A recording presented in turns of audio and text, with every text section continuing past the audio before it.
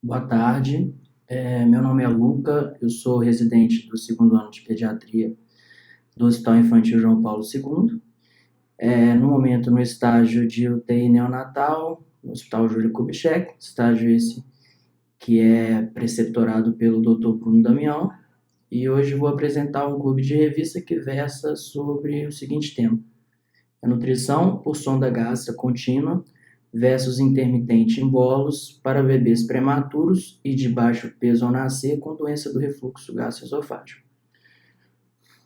Então, para introduzir o tema, eu destaquei alguns pontos que foram retirados do sumário, conforme descrito no rodapé do slide, que fala sobre a doença mesmo do refluxo gastroesofágico, particularmente em bebês prematuros, né? Então, o refluxo gastroesofágico é a passagem do conteúdo gástrico para o esôfago e ocorre comumente em recém-nascidos, especialmente comum em prematuros, né? Isso se deve principalmente à imaturidade do esfíncter esofágico inferior, além de um atraso no esvaziamento gástrico, que é particularmente mais lento em bebês prematuros, né? Normalmente, quando não está associado a outros tipos de sintomas, tende a se resolver até 1 ano de idade.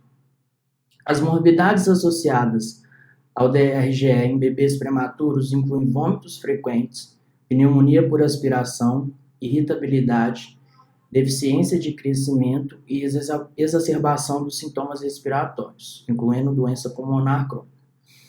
A administração da dieta em bolos ou de forma intermitente por sonda nasogástrica pode ter um efeito positivo ou negativo sobre a incidência ou até mesmo gravidade da doença. E é justamente sobre isso que aborda a revisão que irei apresentar hoje, retirada da Cochrane. O objetivo dessa revisão é determinar se a dieta em bolos ou de forma intermitente por sonda gástrica reduz o número de episódios e a duração da doença em bebês prematuros e com baixo peso ao nascer, além de realizar análise de subgrupo por idade gestacional, peso ao nascer, frequência de alimentação em bolos intermitente e tipo de medicação para tratamento da DRGE. Nesse caso, somente se a medicação foi prescrita e administrada de forma semelhante, tanto no grupo de intervenção quanto no grupo controle.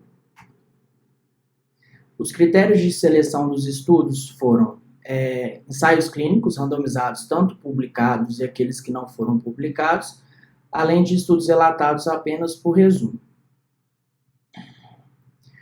Os tipos de participantes foram pacientes prematuros e de baixo peso de nascimento, com 3 meses de idade ou menos de idade corrigida, com diagnóstico de doença do refluxo gastroesofágico ou suspeita de doença com base na clínica dos sintomas, e além de estar recebendo alimentação enteral por sonda naso ou orogástrica. Foram excluídos aqueles que foram submetidos à gastrostomia ou outro tipo de cirurgia abdominal. Sobre o grupo de intervenção e controle, temos então aqueles pacientes com nutrição de caráter contínuo, que faziam parte do grupo de intervenção, e aqueles que recebiam dieta de forma intermitente, que pertenciam ao grupo controle. A dieta deve ser administrada por sonda gástrica em bebês prematuros e com o diagnóstico da doença, e ambos os grupos de tratamento devem ter recebido a mesma quantidade de dieta prescrita em um período de 24 horas. Sobre o desfecho. Então, temos o desfecho primário, que é justamente a doença do refluxo gastroesofágico, diagnosticada por pH-metria, impedância intraluminal múltipla ou endoscopia, isso sendo realizado 2 horas após a dieta. E sobre os desfechos secundários, temos vários, então eu vou resumir aqui citando cada um deles, que seria o número de episódios ao longo de um período de 24 horas, a duração desses episódios, a duração do episódio mais longo, dias para alimentação enteral completa via sonda endogástrica, descontinuação da intervenção, ganho de peso, apneia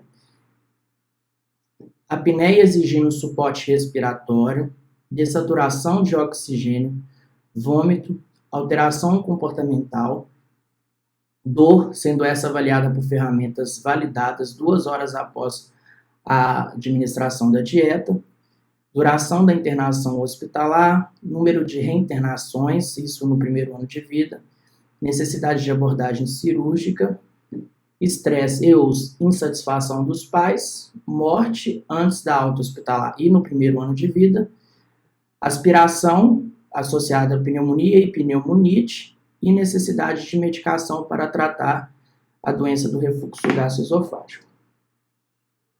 Então, sobre os resultados, né? Buscas eletrônicas identificaram 408 citações, dessas 252 permaneceram após aplicar a ferramenta do Screen4Me, e sendo dessas, 3 foram selecionadas. Após a avaliação do resumo após a avaliação do título e resumo completo, a gente observa aqui que nenhum estudo foi selecionado de acordo com os critérios de elegibilidade escolhidos pela revisão. Então, aqui eu coloquei a ferramenta de risco de viés que foi selecionada, mas assim como outros parâmetros, como extensão e gerenciamento de dados, a forma de lidar com os dados perdidos, análise de subgrupos e até mesmo análise de heterogeneidade, apenas citam como elas deveriam ser feitas, já que nenhum estudo conseguiu atingir os critérios de elegibilidade e não foram incluídos nessa revisão. Então, sobre a discussão e a conclusão, a gente tem que o uso de dieta enteral intermitente ou de forma contínua pode sim ter um efeito positivo ou negativo sobre a incidência e gravidade da doença do refluxo gastroesofágico. No entanto, não foi possível determinar se um desses dois esquemas reduz a doença em prematuros com baixo peso de nascimento.